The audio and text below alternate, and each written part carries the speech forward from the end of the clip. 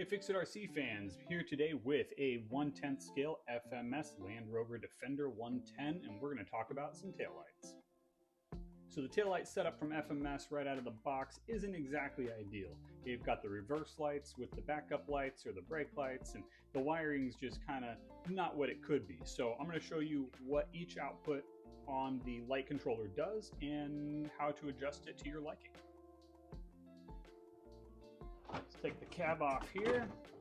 I've got a little jumper harness here so we can operate on the lights and the controller, and I can show you visually what they do with each mode.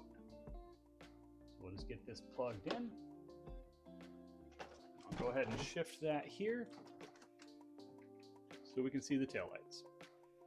Before we jump into the taillights, I'm going to show you on the transmitter what I do for batteries. So it takes 4 AA's, but you'll notice it also has a red JST plug. The FMS or Predator 850 milliamp hour 7.4 volt battery with JST plug happens to fit in here perfectly.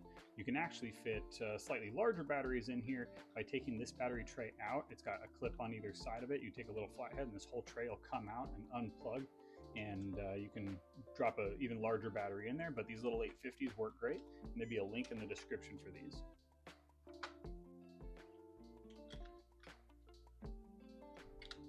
Plenty of room to just stuff the wires in there, close it up, and now you've got a long-lasting rechargeable battery. Power on the truck. All right, so the lights here with the light switch gives you your backup lights, your reverse lights, and then only when you're in reverse do the other lights come on.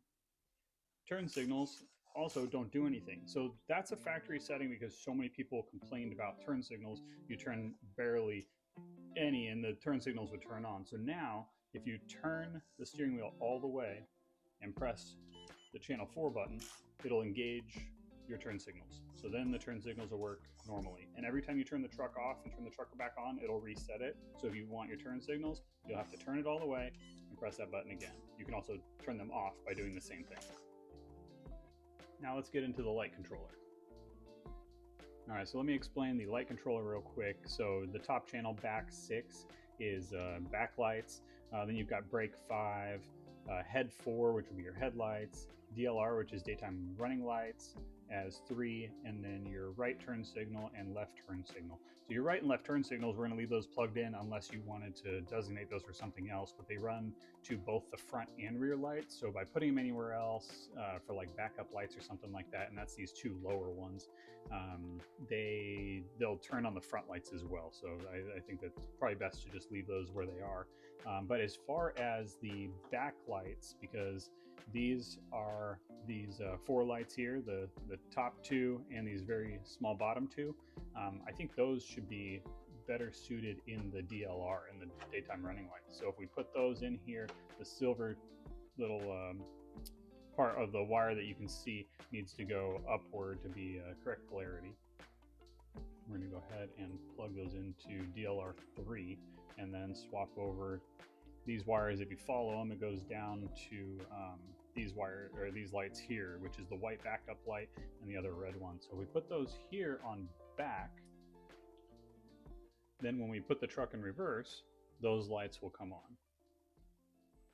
Forward, normal, reverse, these backup lights come on.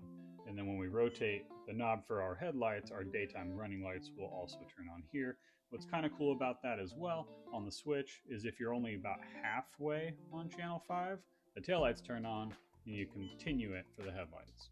So you can run daytime running lights on the rear only if you want, and then you can kick on the headlights as well. So this makes it's a real simple swap, it's just 2 wires, and it makes it significantly easier to run the lights where they make a little more sense.